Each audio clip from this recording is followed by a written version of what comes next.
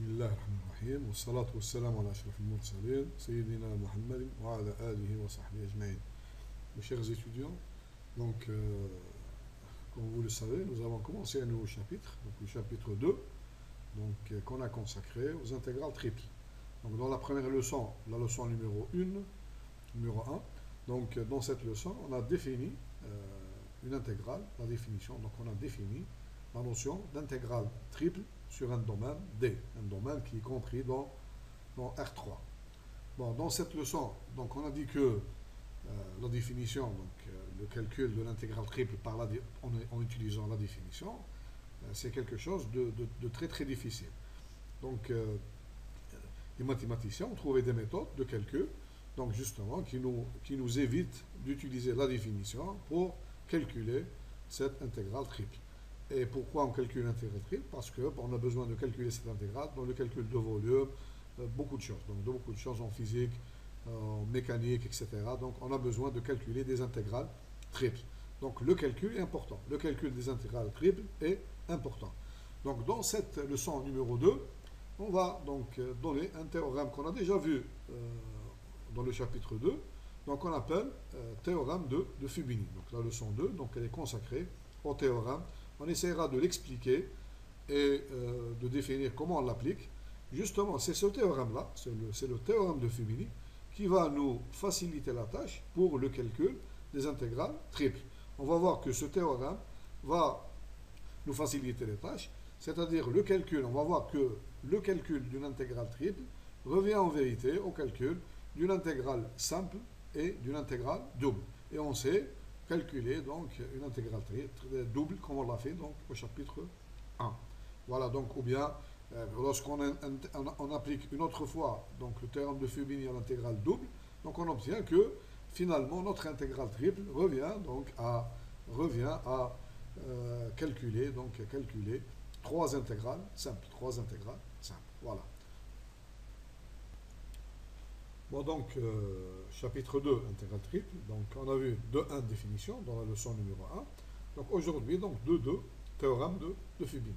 Donc, théorème 1, qu'on appelle donc théorème de Fubini. Quelles sont les hypothèses? Bon, laissez ce schéma, donc on va le voir tout à l'heure. Quelles sont les hypothèses du théorème de Fubini? Donc, on se donne, donc d'abord, un ensemble contenu dans R3. Donc je suppose que mon ensemble D, il est fermé, borné et connexe. Un ensemble qui est donc fermé, borné et connexe. Borné, donc je peux le mettre dans un parallélépipède. Fermé, donc la frontière appartient, donc grosso modo, hein, donc je ne vais pas entrer dans les détails.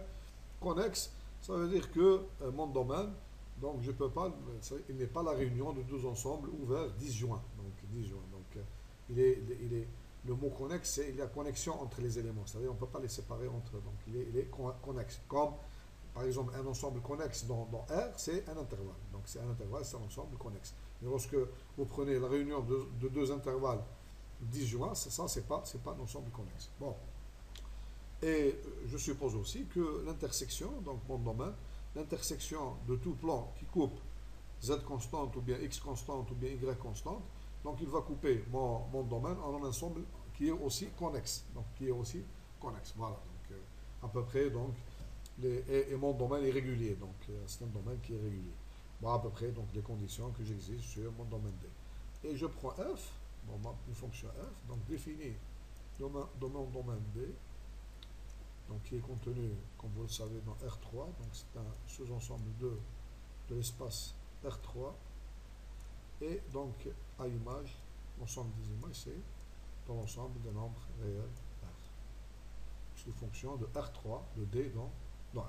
Voilà. Trois variables. F de X, Y et Z. F de X, Y et Z. Et comme vous savez, donc, je veux calculer, donc je vais écrire la formule, et après je vais l'expliquer. Donc, mon but, c'est quoi? C'est de calculer cette intégrale. Donc, I, cette intégrale triple qui est égale à, donc, je vais donc montrer comme ça, l'intégrale triple, voilà, sur mon domaine D, de la fonction f de x, la variable x, y, z. Dx, dx, dy, dz. Donc on a vu par définition que cette intégrale, c'est une limite de somme de Riemann. Lorsque m et l deviennent très grands, tendent vers l'infini. Mais la définition ne va pas nous permettre de calculer cette intégrale triple. Et on a dit lorsque f de x, y, z est égal à 1, l'intégrale triple sur le domaine D, dx, dy, dz, lorsque cette fonction est égale à 1, ça nous donne exactement le volume du corps D, le volume du corps D. Mais lorsque f de x, y, z n'est pas égal à 1, donc est égal à une fonction donc de x, y et z, donc on ne sait pas comment représenter géométriquement donc ce nombre-là, qui est l'intégrale triple de la fonction f de x, y, z, dx, dy, dz. Bon, le théorème de Fibini, sous les conditions, f ici, donc je prends une fonction qui est continue, bien sûr, sinon l'intégrale triple n'existe pas. Donc, je ne vais pas rentrer dans les détails des hypothèses du théorème de Fibini. Donc, l'essentiel, c'est que D, c'est un ensemble assez régulier, donc il est fermé, connexe, etc. La fonction f, elle est continue, donc sur l'ensemble D. Bon, l'intégrale, elle existe, si j'ai condition, elle existe. Bon, le théorème de Fibini, quel est son énoncé? C'est-à-dire, comme on a fait dans l'intégrale double. Donc ici, j'ai trois variables, x, y et z. Je suis dans l'espace. Dans l'espace. Bon, bien sûr, ça, c'est mon domaine D, c'est ça. Donc, je fais un dessin très simple. Je vais pas compliquer la tâche. Donc, j'ai fait un dessin très simple. Donc, mon domaine D, il est dans le plan x, ou y. Donc, x, o, y, z. Donc, c'est un solide. C'est le cylindre que j'ai représenté ici. Donc, sa base, elle est là. Et donc, c'est ce cylindre-là qui est, donc, c'est l'ensemble des x, y, z. Donc, je le représente par le domaine D. Je le représente par ce cylindre-là. Il est dans R3. Bon, ça, c'est mon domaine. Tout ça, c'est mon domaine D. Donc, je vais rapidement donc, le désigner. Ça, c'est mon domaine. Donc, ça, pardon. Donc, je vais le mettre ici en rouge. Voilà, en rouge. Ça, tout ça est le domaine, mon domaine, pardon. Tout ça est mon domaine D. Tout ça est mon domaine D. Donc, comment j'applique, c'est-à-dire, quel est ou bien, que dit exactement le théorème de Fibini? Cette intégrale triple, donc, elle est égale à, qu'est-ce que je fais? Bon, j'ai le choix. Comme pour une intégrale double, j'ai le choix. J'ai le choix. Ou bien, dans cette fonction f, qui est une fonction de trois variables, je prends z égale constante et j'intègre par rapport à x et y. Ou bien, je prends x constante et j'intègre par rapport à y, z. Ou bien, y est constante et j'intègre par rapport à x, z. J'ai le choix. Donc, j'ai trois façons différentes de calculer pour deux variables, j'ai deux façons différentes. Pour trois variables, en vérité, j'ai trois façons différentes de calculer cette variable. En faisant z égale une constante, donc j'ai une méthode, y égale une constante, j'ai une méthode, x égale une constante, j'ai une autre méthode. Qu'est-ce que ça veut dire? Je prends z égale constante. Je suis dans l'espace maintenant. Je suis dans l'espace. Qu'est-ce que ça veut dire que je prenne ici z égale constante. C'est-à-dire que je vais considérer l'ensemble des points x, y, z avec z est égal à une constante. Mais c'est un plan. L'ensemble des points x, y, z tel que z égale constante, c'est ce plan-là. Supposons que je prenne z égale par exemple 2, ou 3, ou 4, ou 10. C'est pas l'essentiel, c'est que je prenne z comme z égale une constante. Je vais mettre dans cette fonction-là, je vais prendre z comme constante. Ma fonction f de x, y, z, elle devient, dans ce cas, une fonction seulement de x et de y. Elle devient une fonction de x et de y. Donc, si je mets z égale une constante, donc mon intégrale, elle devient d'après le théorème de Fibini. Donc une première, donc je vais laisser ça. Et j'intègre maintenant ma fonction. Je vais écrire d'abord la fonction f de x, y, z. Si je mets dans cette fonction z égale une constante, la fonction f de x, y, z devient une fonction de seulement de x et de y. Et j'intègre par rapport à x et y. J'intègre par rapport à x et y. En considérant que z ici est une constante. Voilà. Mais lorsque z égale une constante, regardez bien dans ce schéma que j'ai fait ici, que j'ai simplifié au maximum. Lorsque je mets z une constante, z est un plan. Z est un plan, z égale constante. Lorsque j'ai deux variables, je mets x égale constante ou bien y est également une constante, j'obtiens une droite. Mais puisque je suis dans l'espace, si je mets z égale une constante, j'obtiens un plan. C'est le plan z égale constante. Sur quoi, donc, j'ai ici une intégrale double de la variable x dans le plan x au y. Donc, le plan, ou bien la surface sur laquelle je fais mon domaine D, je l'appelle delta de z. Ça, c'est une surface. Donc, je vais l'écrire ici. Ceci, c'est une. Donc, je vais l'écrire ici. Ceci, delta z. Voilà. Pardon. Delta z. Ceci est une. Voilà. Ceci est une surface. Donc, je vais l'écrire. C'est une surface. On a tout notre temps. Donc, je vais l'écrire. Donc, ceci est une surface. C'est pas une droite. C'est une surface. Voilà. Delta Z, c'est quelle surface? De quelle surface s'agit-il? Eh bien, c'est très simple. C'est l'intersection, delta Z, c'est quoi? C'est l'intersection de mon domaine D avec le plan Z égale constante. Je répète, delta Z, c'est quoi? C'est l'intersection de mon domaine D avec le plan Z égale une constante. Ça dépend de D. Cette surface-là, delta Z, ça dépend de votre domaine D. Vous pouvez avoir un cercle, vous pouvez avoir, donc ici par exemple, ici si je prends un cylindre, vous voyez bien que l'intersection, elle me donne delta Z, ce sont des cercles. C'est le même cercle que je trouve à la base ici. Mais je peux avoir autre chose. Si vous avez par exemple un corps qui est donc des ellipses, vous allez avoir une ellipse ici. Vous pouvez avoir un triangle. Si vous prenez une pyramide, par exemple, vous allez trouver un triangle. Si vous avez un parallélépipède ici, donc cette surface, l'intersection du plan Z égale constante avec le parallélépipède, vous allez avoir un rectangle. Ce n'est pas un cercle. Ça dépend donc de votre domaine D. Et le problème, lorsqu'on calcule les intégrales triples, le premier problème qu'on rencontre, c'est trouver donc l'expression de delta Z. C'est quoi delta Z? Dans les exercices, on doit trouver l'expression de cette surface delta Z. Bon, supposons qu'on connaisse cette surface delta Z.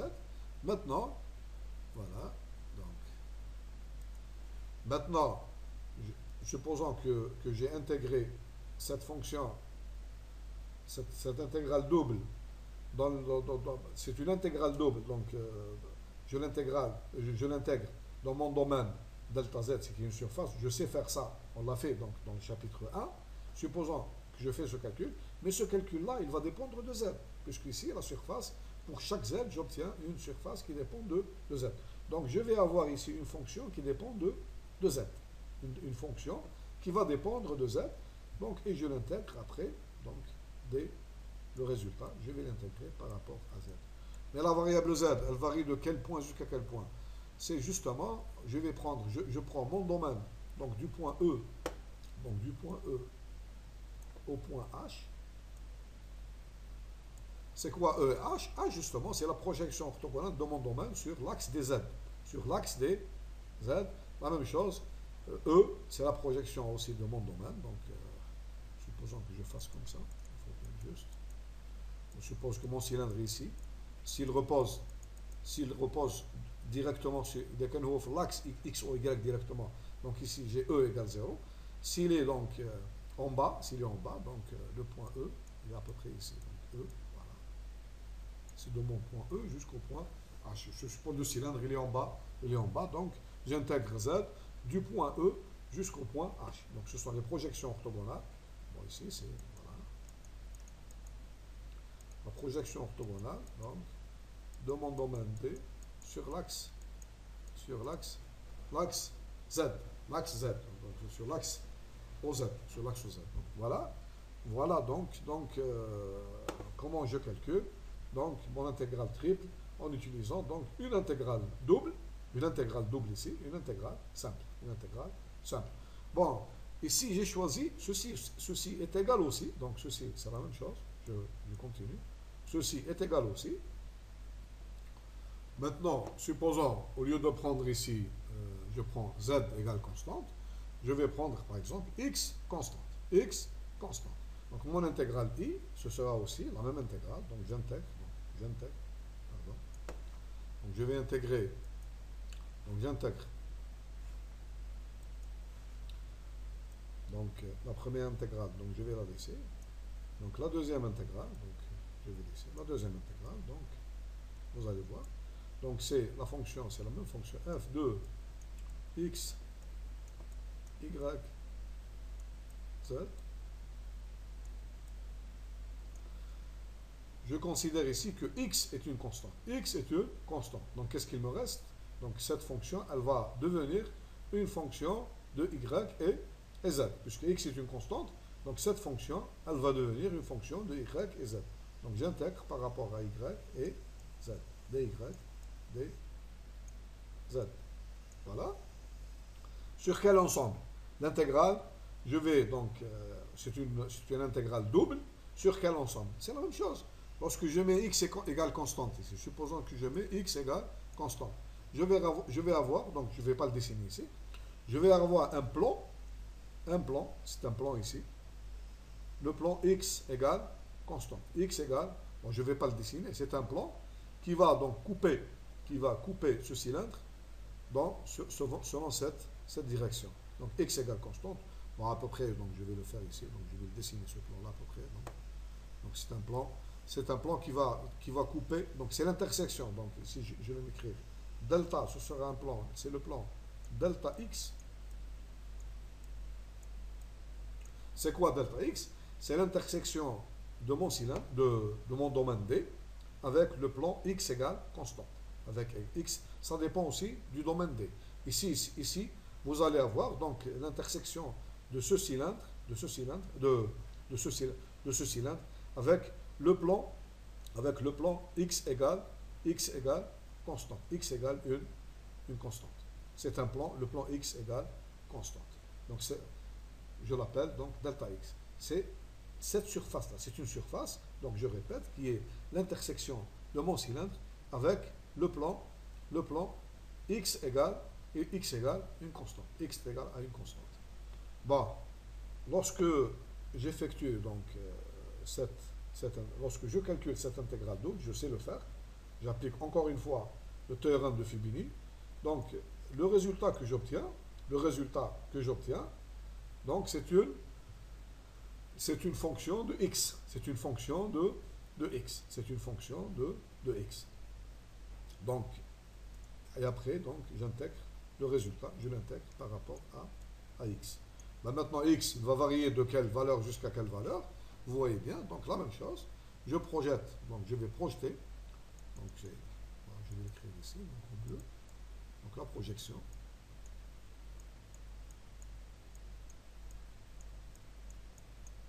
voilà,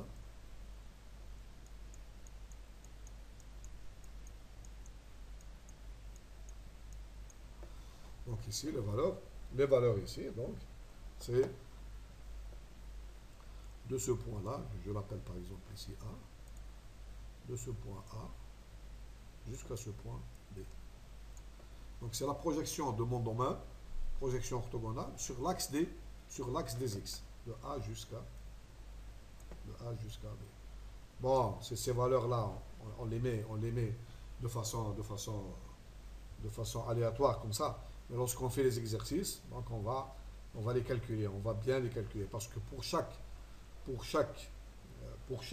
domaine D, donc Le problème, c'est de trouver les surfaces delta x, delta z ou bien delta y qu'on va citer tout à l'heure, et les points E et H, A et B, C et D. Donc c'est ça. Voilà, donc c'est la deuxième méthode. Maintenant, je passe à la troisième méthode. La troisième méthode, cette intégrale est aussi égale, c'est aussi égal à, voilà. Donc maintenant, qu'est-ce qu'il me reste? J'ai considéré que ici que z est constante, x est constante. Je peux aussi considérer que y est une constante. Y est constante. Donc j'intègre ici. Donc j'intègre. La première intégrale, je la laisse. Les valeurs de y. La deuxième intégrale, donc ici, donc la fonction, dans la fonction f de x, y et z, je vais prendre ici y comme constante. Donc mon intègre, la fonction f de x, y, z, elle devient une fonction de x et de z. Donc je vais intégrer par rapport à x et z, dx, dz, dx, dz, voilà. Maintenant lorsque je considère y est une constante, je pose y égale une constante. Donc y c'est dans cet axe-là. Donc je vais mettre ici y constante. L'ensemble des points x, y, z est égal à une constante. C'est aussi un plan. C'est aussi un plan. Un plan. Donc ce plan, il sera comme ça. Donc il sera c'est-à-dire, il sera parallèle à l'axe des, c'est un plan qui est parallèle à l'axe des x. Le plan x égale une constante, x égale constante, c'est un autre plan, mais ce plan-là, c'est le plan y égale une constante. Et là, donc, j'intègre sur la surface delta, je l'appelle delta de y. Donc c'est l'intersection du plan y est égal à une constante avec mon domaine D. Ce sera aussi une surface. Et lorsque donc, je calcule cette intégrale double qui va dépendre de y, donc j'obtiens une fonction de y, et après, le résultat, je l'intègre par rapport à y. Bon, y, la même chose, il va varier de quelle valeur jusqu'à quelle valeur. Donc vous voyez bien, donc il va y, la même chose. Donc je fais la projection orthogonale de mon domaine D sur l'axe des y. Voilà. Voilà. Mon domaine D à peu près, donc je le fais en bas. C'est ça à peu près. Donc c'est entre la valeur C. Voilà. Entre la valeur C et la valeur D. C'est la projection de mon domaine D sur l'axe des y, donc entre la valeur C et la valeur D. Bon, je répète, ce n'est qu'un aperçu, donc, du théorème de Fubini.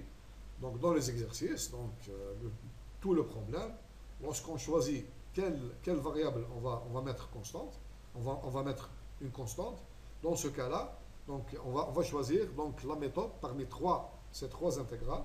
On va choisir la méthode, donc, ou bien le plan qu'on choisit, suivant z égale constante, ou bien y égale constante, ou bien x égale constante. Quel est le plan donc, qui va me donner la surface la plus simple à calculer. La surface la plus simple à calculer. Parce que n'oublions pas que dans les trois cas, nous avons d'abord à définir une surface, delta z ou bien delta x ou bien delta y, calculer une intégrale double, et après cela, donc calculer une intégrale simple. Donc tout le problème revient à trouver l'une des trois surfaces. Voilà. C'est ça le théorème de Fubini. Donc on va le voir à partir on va faire un ou deux exercices avec lesquels on va voir comment on applique ce théorème qu'on appelle théorème de Fubini. Bon, donc maintenant on va voir une dernière forme de théorème de Fubini. Donc je vais l'écrire sous une autre forme ici, voilà.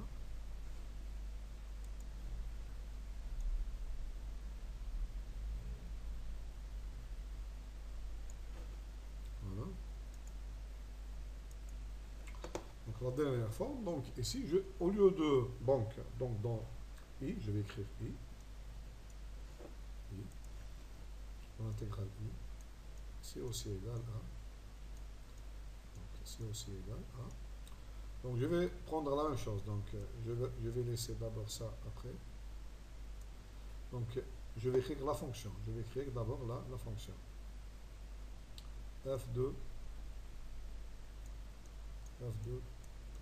xy xy z. Dans cette fonction, je vais prendre x et y constantes, les deux constantes. Donc s'ils sont constantes les deux, donc je vais avoir un point. Dans D, je vais avoir un point. X et y sont les deux constantes, sont des constantes. Donc je vais considérer dans la fonction f de x, y, z, x et y constantes. Donc mon intégrale, donc je vais intégrer cette fonction, si x et y sont constantes, elle devient une fonction de z seulement. Donc j'intègre par rapport à z.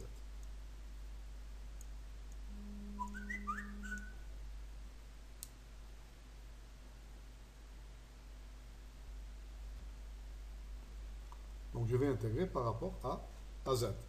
Maintenant, si x, y sont constantes, z, donc l'ensemble des z parcourant une certaine valeur, donc ce sera, vous voyez bien que ce sera une droite, l'ensemble des z, tel que l'ensemble des x, y, z, tel que z, x, y est une constante, ce sera donc une droite, voilà, une droite, donc parallèle à l'axe des z, et qui passe par le point, donc x, y.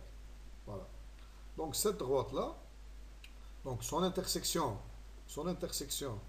avec le domaine D, elle va donc couper le domaine D en deux points.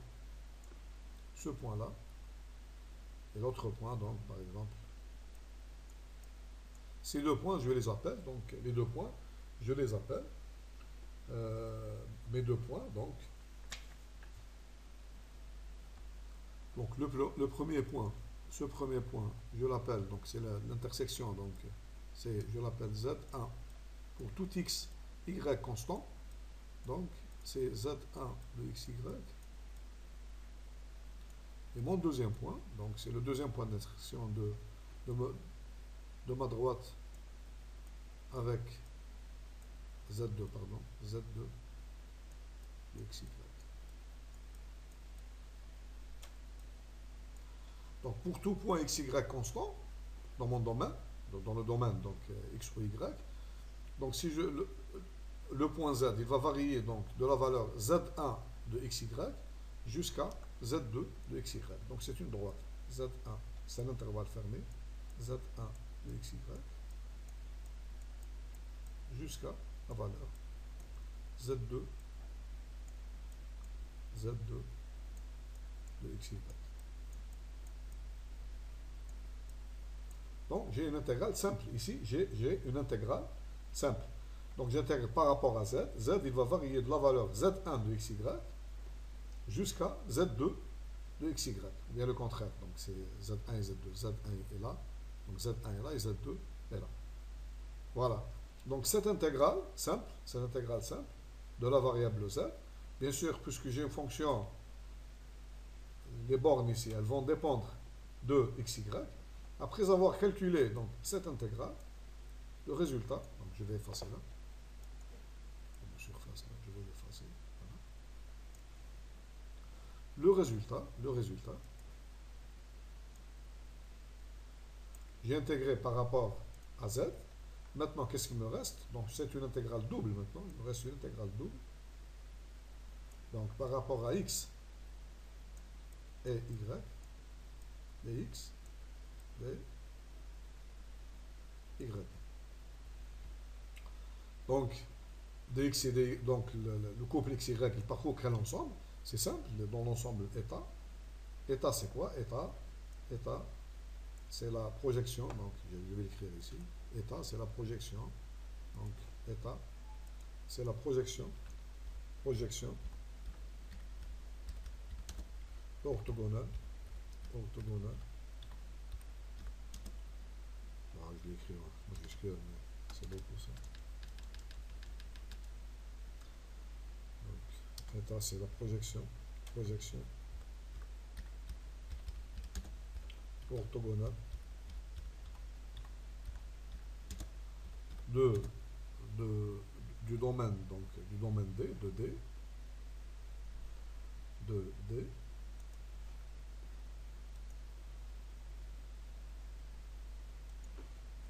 mon domaine D, donc je vais l'écrire ici, de D,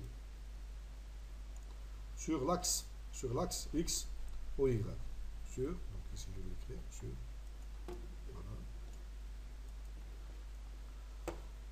plus grand un peu, sur, voilà, en bleu, sur, on y arrive, sur l'axe X O Y. X O Y. C'est ça l'ensemble, la surface delta. Donc ici, dans notre schéma ici, c'est simple. On va voir donc cette projection, c'est ce cercle-là. Donc ici, c'est pour notre exemple. C'est l'exemple ici. Donc, ça, c'est. Donc, je vais l'écrire. Donc ça, c'est. État, c'est ça. État, c'est ça.